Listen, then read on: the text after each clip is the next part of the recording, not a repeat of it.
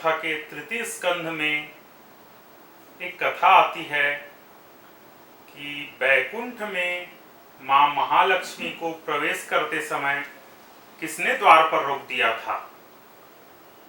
यह उस समय की कथा है जब भगवान नारायण अपनी योग निद्रा में लीन थे और मां महालक्ष्मी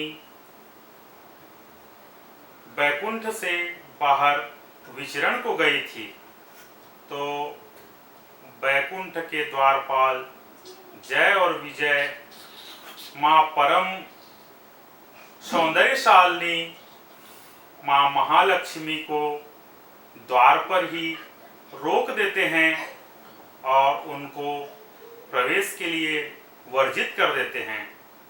इससे मां महालक्ष्मी क्रुद्ध हो जाती है, आक्रोशित हो जाती है और रूठ जाती है और वहीं पर मां महालक्ष्मी दोनों द्वारपालों को शाप दे देती है और कहती है कि हे द्वारपालों, हे पार्षदों, तुम्हारा इस बैकुंठ धाम से समय आने पर पतन हो जाएगा।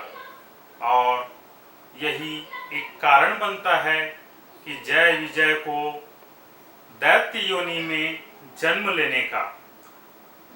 और मां महालक्ष्मी ममतावश उनको यह भी वचन दे देती है कि कुछ समय पश्चात तुम्हारा अहंकार टूट जाएगा और अहंकार से जब मुक्त हो जाओगे तो पुनः आपकी नियुक्ति द्वारपाल के रूप में बैकुंठ में कर दी जाएगी।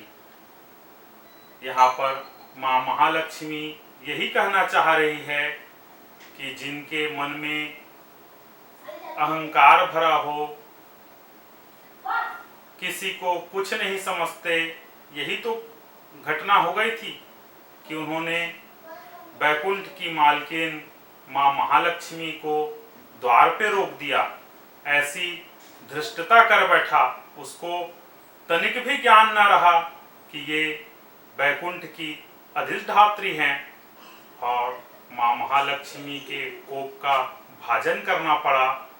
और यही भगवान नारायण के प्रथम अवतार वाराह का बनने का निरूपण हुआ और भगवान आने वाले समय में ये दोनों पार्षदों को दैत्य योनि में हिरण्याक्ष और हिरण्यकश्यपु बनते हैं। भगवान श्री नारायण इनका उद्धार करते हैं और जो पृथ्वी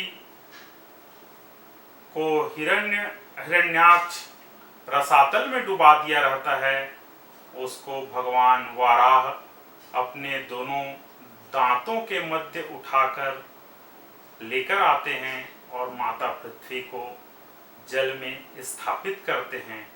इसी समय जल में ही हिरण्याक्ष ने भगवान वाराह को गदा से प्रहार किया था।